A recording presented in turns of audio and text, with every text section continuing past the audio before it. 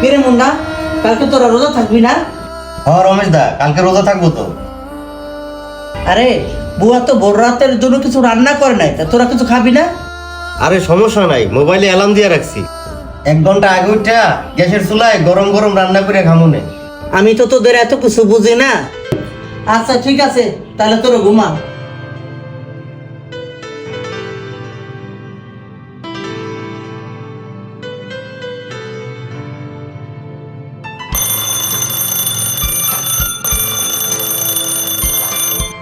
এখন তো রাত 4টা বাজে, ওরা তো সেহেরি রান্না করার জন্য উঠবে। থাক, আমার যখন ঘুম ভেঙে গেছে, সেহেরিটা আমিই রান্না করে রাখি। ওদেরকে আর ডাক দেওয়ার দরকার নেই, ওরা দুইজন আরাম মতো একটু ঘুম পারুক।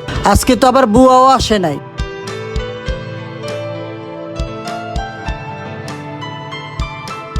যাক, এখন রান্না করা শেষ, ওরা সেহেরি টাইম উঠা খেতে পারবে।